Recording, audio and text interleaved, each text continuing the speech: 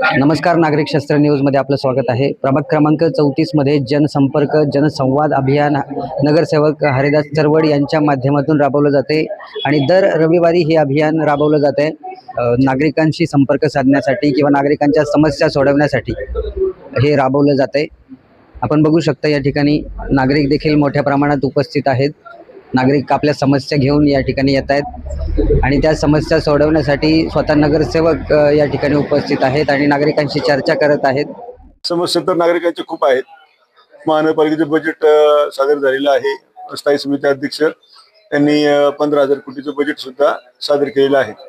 15,000 कोटीच्या बजेटमधून पुणे शहराची सर्वांगीण प्रगती कशी होईल या दृष्टिकोनातून त्यांनी त्यांचं विजन ठेवलेलं आहे। परंतु ज्या बेसिक समस्या ज्या आहेत, लोकांच्या पाणी, वीज, रस्ते या संदर्भामध्ये आपल्याला नगरसेवक म्हणून काम करावं लागेल। या दृष्टिकोनातून आम्ही सर्वजण या भागामध्ये काम करतो। आमच्या प्रभागाच्या बाबत बोलायचं झालं तर आमच्या प्रभागामध्ये पाण्याची समस्या आहे आणि ती सोडवण्यासाठी आम्ही सर्वतोपरी प्रयत्न करत आहोत।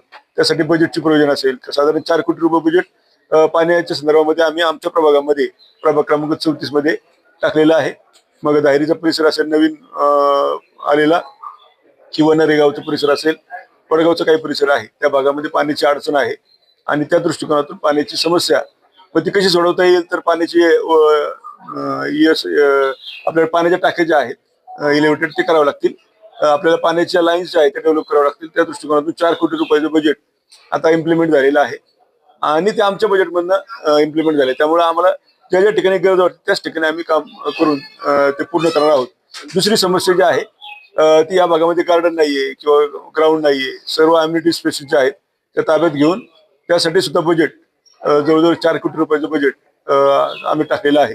त्यामध्ये सर्व अम्युनिटी स्पेस ज्या आहेत वेगवेगळ्या भागामध्ये, मग राजयोगचा परिसर असेल किंवा दायरीचा उज्ज्वल टेरेसचा परिसर असेल, नरेगावचा काही परिसर आहे, या सर्व भागामध्ये 4 गार्डन आणि 4 क्रीडांगण असं अम्युनिटी स्पेसच्या माध्यमातून भविष्य काळामध्ये आम्ही डेव्हलप करणार आहोत। आता एका गार्डनचं 5 एकरमध्ये गार्डनचं जे आहे महात्मा ज्योतिबा फुले गार्डनचं काम या व्यंकटेश सर्व्हिसच्या ठिकाणी चालू सुद्धा केलेलं आहे। त्याला 2 कोटी रुपये बजेट टाकलेलं आहे। 1 वर्षभरामध्ये ते गार्डन पूर्ण होईल।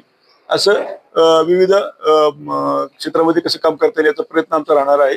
वाहतुकीची समस्या आहे, कायदा सुव्यवस्थेचा प्रश्न आहे किंवा काही भागामध्ये वेगवेगळ्या समस्या ज्या आहेत, इलेक्ट्रिकच्या सुद्धा समस्या आहेत, झाडे कटिंगच्या समस्या आहेत, या सर्व समस्या ज्या आहेत त्या सोडवण्याचा प्रयत्न आम्ही करणार आहोत। जनसंवादच्या माध्यमामधून गेले प्रत्येक रविवारी आम्ही जनसंवादच्या माध्यमातून लोकांशी संपर्क करत आहोत।